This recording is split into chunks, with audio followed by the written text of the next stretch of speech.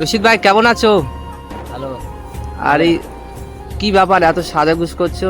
আরে ঈদের সময় তাও তোমার এত মানে ভিডিও দেখছিলাম যে তোমার খুবই শরীর খারাপ, তাও সত্ত্বেও এত কাজ কাম করছো, কষ্ট হচ্ছে না?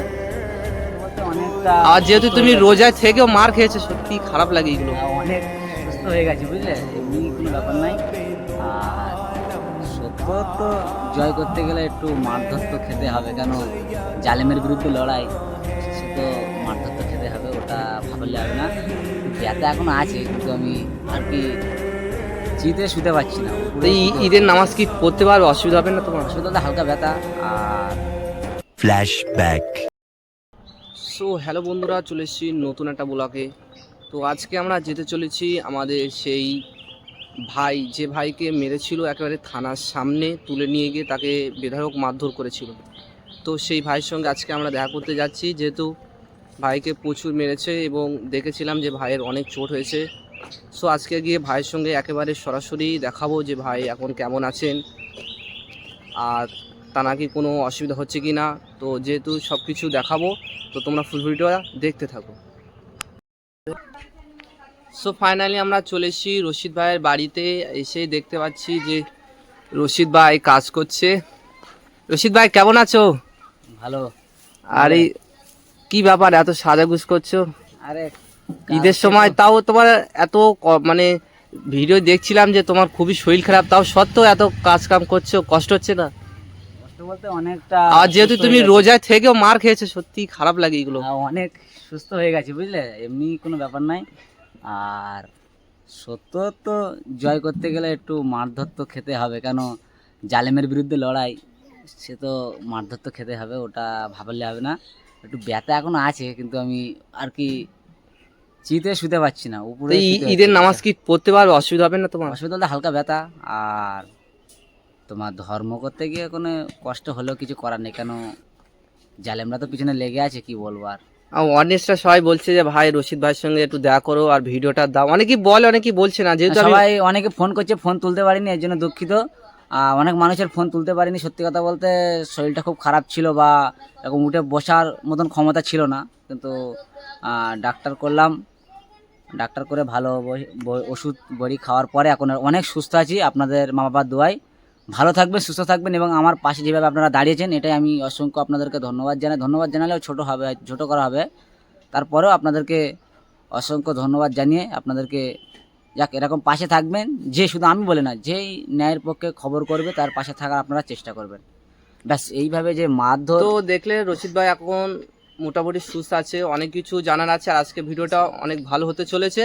তো ফুল ভিডিওটা দেখার অনুরোধ, যেহেতু রশিদ ভাইয়ের অনেক কিছু আজকে আমরা ডিটেলস অনেক কিছু জানাবো। তো চলো দেখা যাক কি হয় আজকে লাস্ট পর্যন্ত। রশিদ ভাই, এই যে আপনাকে মারলো মূলত কিসের জন্য? মাল্য বলতে আপনারা জানেন, আমার চ্যানেলটাকে অনেকে জানেন, পশ্চিমবাংলা মনে হচ্ছে হাফ মানুষই দেখে, যে ন্যায্য খবরটাকে তুলে ধরার চেষ্টা করি, যেইভাবে চেষ্টা করি আমরা। আর এবং ভাঙড়ে ভীষণভাবে দুর্নীতি আঁতুর ঘরে উঠে আসছে, আর সেটা বন্ধ করার জন্য আমরা প্রকাশ্যে ময়দানে নেমে যাই সেই খবরগুলো তুলে ধরতে। এবং 2 কোটি টাকার একটা ব্রিজ পাস হয়, সেই ব্রিজটা নওশাদ সিদ্দিকী বারংবার আবেদন করার পরে বিধানসভাতে পাস হয় নওশাদ সিদ্দিকীর হ্যাঁ উদ্দেশ্যে। ঠিক আছে, তো এই বিষয়ে আমি একটা লিস্ট দেখেছিলাম, সেখানে নামও ছিল নওশাদ এটা সিদ্দিকী। নওশাদ সিদ্দিকীর নাম ছিল, এবং সত্য খবর করার জন্য কিন্তু আমি গিয়েছিলাম, কিন্তু দালাল মিডিয়া, টিএমসি মার্কা মিডিয়া, টিএমসি হয়তো চ্যানেল নাম হয়তো টিএমসির নেই, কিন্তু টিএমসির কাছে দালালি করে তারা কিন্তু খবর করে, বা টাকা নিয়ে ঘুষ খেয়ে টিএমসির কাছ থেকে তারা সেই খবরটা করেছে এবং শওকত মোল্লার নাম বাড়ানোর চেষ্টা করেছে। আর সেই পর্দা ফাঁস করে দিয়েছি আইএসএফ বাংলা চ্যানেলের আমি প্রতিনিধি আব্দুল রশিদ। আর এই রশিদ প্রতিনিধি যখনই যাওয়ার পরে যে ফাঁস করলাম, তখনই তৃণমূলের একেবারে কিছু হারমাত, পাশে তৃণমূলের পার্টি অফিস আহসানের, এই আহসান বা শওকত মোল্লার হারমাতরা এসে আমার উপরে আক্রমণ করে, এবং কিল ঘুষি, ওখানে পাশে জানেন সবজির দোকান, ইট থাকে, আর সেই ইট তুলে আমার এই পিছনে দাপনাতে মারে। এখনও পর্যন্ত ভালোভাবে আর কি এরকম সোজা হতে পারছি না, সোজা হলে খুব লাগছে, এবং ওষুধ খেয়ে অনেকটা সুস্থ আছি, এবং হকের হয়ে লড়াই করতে এসেছি। জানি যতক্ষণ নিঃশ্বাস আমার থাকবে, আমি বারংবার বলি, এই নিঃশ্বাস যতক্ষণ থাকবে আইএসএফ বাংলার প্রতিনিধি রশিদের, ততদিন লড়াইয়ের ময়দানে থাকবো, এটা ইনশাআল্লাহ।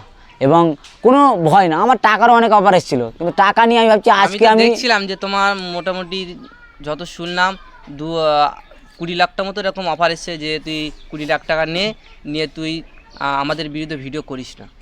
20 লাখ টাকা, শুনুন 20 লাখ টাকা না, অনেকবার অনেকভাবে অফার এসেছিলো, 4 চাকার অফার এসেছিলো, কিন্তু অফারটা আমি অ্যাকসেপ্ট করলাম না। কেন আমি জানি আজ বেঁচে আছি, কাল হয়তো আমি এই তো কথা বলছি আপনার সঙ্গে, এখনই 1 সেকেন্ডের মধ্যে বলা যাবে না, হয়তো আমি মারা যেতে পারি, সেটা উপরওয়ালার হাতে। মত হায়াত উপরওয়ালার হাতে, জন্ম হয়েছে মৃত্যু একদিন হবে, ওই জন্য কোনো ভয় করি না। আর টাকা পয়সা নিয়ে শুনুন, আজকে ডাল ভাত খেলেও খেতে হবে, কাল গোছ ভাত খেলেও খেতে হবে, কিন্তু যে ভালো মন্দ খেয়ে যে সে দিন ভালো যাবে এমনটা নয়। টাকা পয়সা অনেক মানুষের আছে, টিএমসির অনেক বড় বড় নেতার টাকা পয়সা আছে, তাদের কিন্তু ঘুম হয় না। আমাদের টাকা পয়সা নেই, তাও আমাদের ঘুম নিশ্চিন্তায় হয়। থানায় গিয়েছিলে তো, থানাতে কোনো পদক্ষেপ এসছে যে থানা টাইম দিয়েছিল 24 ঘন্টা, 24 ঘন্টার পরে ফের কালকে গিয়েছিলাম থানায়, কাশীপুর থানাতে। স্যাররা বললো আমাদেরকে আর 2 দিন দেন টাইম, যদি না পারি আপনারা হাইকোর্টে যাবেন। মানে হাইকোর্টে আমরা গিয়েছিলাম, হাইকোর্টে যাওয়ার পরে আমাদের আইনজীবীরা বলছে যে যখনই থানায় কেস হয়েছে 1 সপ্তাহ 15 দিন না হলে হাইকোর্ট হবে না কো, কারণ পুলিশের ব্যাপারে একটা আইনের মধ্যে চলছে, ওই জন্য থানায় কেস করেছি বলে ওই জন্য হাইকোর্টে এখন যেতে পারবো না কো, 1 সপ্তাহ বা 15 দিন যতক্ষণ না হবে। তারপরে এই শেষ দেখে ছাড়বো, আমি বলেছিলাম 24 ঘন্টার মধ্যে হাইকোর্টে যাব বা কোর্টে যাব, কিন্তু আমি গিয়ে দেখিয়েছি। আর অবশ্যই আগামী দিন লড়াইটা চোখে চোখ রেখে হবে, শাসকের চোখে চোখ রেখে, দুর্নীতির বিরুদ্ধে চোখে চোখ রেখে হবে। ক্ষমতা থাকলে রুখে দেখাবে, জন্ম হয়েছে মৃত্যু একদিন হবে, কোনো বাপের বেটার ভয় করে আমি চলি না আর চলবো না আগামী দিন। তা এই যে আপনাকে থানার সামনে পুলিশ থাকা সত্ত্বেও আপনাকে ঢুকতে দিল না, দলদাসে পরিণত হয়েছে, ভাঙড়ের কিছু পুলিশ দলদাসে পরিণত হয়েছে। তাদের সামনে কিভাবে 19খানা সাংবাদিক, 20খানা সাংবাদিক মার খেয়েছে, এটা একটাবার কিন্তু জল তো প্রমাণ দিয়ে দিল এ রাজ্যের পুলিশ। মমতা বন্দ্যোপাধ্যায় পুলিশ মন্ত্রী বলে সেই পুলিশের কাছে কোনো বিচার নেই। সিসি ক্যামেরার আন্ডারে শয়তান মোল্লার কিছু হারমাতরা কিন্তু আমাদের আক্রমণ করেছে টোটাল 20খানা সাংবাদিককে। পুলিশ এখনও কোনো স্টেপ নেয়নি। 1 সপ্তাহ পরে আমরা হাইকোর্টে যাচ্ছি, দেখা হবে। সে পুলিশ অফিসারকেও লাস্ট পর্যন্ত আমরা হাইকোর্টে টেনে নিয়ে যাব। মাত্র 3খানা মানুষকে 3টে আসামি গ্রেপ্তার হয়েছে, ওখানে আরও 15 থেকে 20 জনা হারমাতরা এসেছিলো, লিটল বাহিনী এসেছিলো, শওকত মোল্লার, আহসান থেকে শুরু করে আরও অনেকজনা। যদি না গ্রেপ্তার হয় আগামী দিন আমরা 1 সপ্তাহের মধ্যে হাইকোর্টে যাব, এটা চ্যালেঞ্জ থাকলো। আর তাই ভাঙড় থানার পুলিশকে কিন্তু আমরা হাইকোর্টে টেনে নিয়ে যাবো, এটা পুরো শেষ কথা বা এটাই ফাইনাল কথা একদম। তো যারা মানে তোমাকে মারার চেষ্টা করলো তারা কিন্তু গ্রেপ্তার হয়নি যতটা খবর পেলাম। তো সাইডে যারা মানে লোকজন ছিল তারাই গ্রেপ্তার হয়েছে। গ্রেপ্তার যারাই হোক, যদি কোনো নির্দোষ দাদারা গ্রেপ্তার হয়, ভাইরা গ্রেপ্তার হয়, তাদের জন্য আমরা ফের লড়বো। সে পুলিশকে কিন্তু জবাব দিতে হবে। সিসি ক্যামেরার আন্ডারে যারাই উৎপাত করছিল তাদেরকে গ্রেপ্তার করে চিৎপাত করতে হবে, এটাই ফাইনাল কথা। তাহলে আগামী দিন চোখে চোখ রেখে পুলিশ প্রশাসনের বিরুদ্ধেও লড়াই হবে, কোর্টে হাইকোর্টে টেনে নিয়ে যাবে, এটা কিন্তু আমাদের শেষ কথা, একদম ফাইনাল কথা।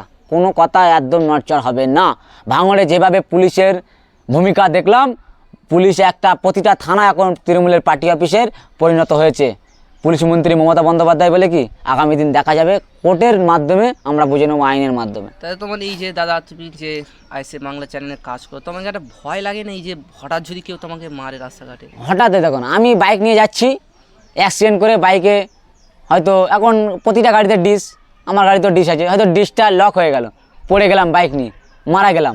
তাহলে জন্ম হয়েছে মৃত্যু একদিন হবে, যার হোক হাতে, হয়তো দুশ্মনের হাতে হতে পারে, কোনো রাস্তাঘাটে হতে পারে, বাড়িতে হতে পারে। এই কথা বলছি, হয়তো এক্ষুনি 1 সেকেন্ড যাবে না, হয়তো মৃত্যু হতে পারে, কিন্তু মৃত্যুর ভয় করে আইএসএফ বাংলা রশিদ কিন্তু ময়দানে থাকে না বা রাস্তায় বার হয় না। যখনই বার হই উপরওয়ালার উপরে বিশ্বাস রেখে আদার্স কোনো মানুষ বা কোনো দুশ্মনের ভয় করে না।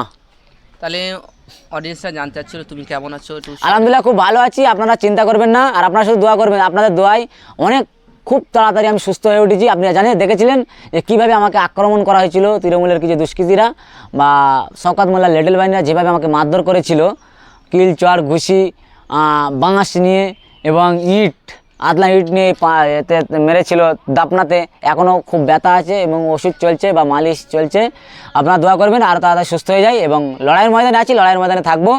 জন্ম হয়েছে মৃত্যু একদিন হবে, আপনারা ভয় করবেন না। আগামী দিন আপনারাও সত্য হয়ে কথা বলা শুরু করুন, নাহলে আগামী দিন কিন্তু পরিস্থিতি খুব খারাপ হচ্ছে, ভয়ানক অবস্থা হচ্ছে। আপনারা দেখলেন রশিদ ভাইয়ের সঙ্গে কথা বললাম। যেহেতু ভিডিওটা অনেক বড় যাচ্ছে, তো আমরা বেশি ভিডিওটা বড় করব না। আজকের ভিডিওটা এই পর্যন্তই। আর ভিডিওটাকে বেশি করে শেয়ার করুন। দেখুন যে রশিদ ভাইকে কীভাবে মারধর করার পরেও তিনি এখনও খাড়া হয়ে দাঁড়িয়ে আছে। সত্যি একটা জিনিস ভালো লাগে যে রশিদ ভাই যত মারে তত তার মানে সম্মান বাড়ে, তত তার কনফিডেন্স বাড়ে।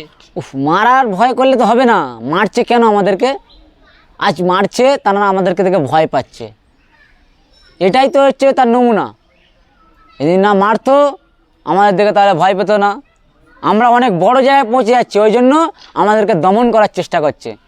সত্যি এটাই ভাবতে আমাদের গর্ব মনে করছি নিজেকে যে আমি বিশাল একটা বড় জায়গায় পৌঁছে গেছি। যদি বলে কেন, তাহলে এটা ভাবিয়ে দিচ্ছে শাসকের শওকত মোল্লা থেকে মমতা ব্যানার্জি নবান্ন থেকে আমার পর্যন্ত একটা নোটিশ এসেছিল, একটা খবর করেছিলাম তাই। আর তাহলে ভাবতে হবে মমতা ব্যানার্জি সেখান থেকে যদি নোটিশ পাঠাতে পারে, আর ভাঙড়ে এই তো মমতা ব্যানার্জি আমচা চামচা, এদের কেন জ্বালা ধরবে না, এটাই ভাবার অপেক্ষা। আগামী দিন আপনাদেরই মা বাবার দোয়াই বা আপনাদের আশীর্বাদে, দোয়া আশীর্বাদে এত বড় হয়েছি বা বড় হচ্ছি। আপনারা দোয়া করবেন, সুস্থ থাকবেন, ভালো থাকবেন। তো আজকে ব্লগটা এই পর্যন্তই, দেখাচ্ছে নেক্সট একটা ব্লগে। তো সবাই ভালো থাকুন, সুস্থ থাকুন, সবাইকে অসংখ্য ধন্যবাদ।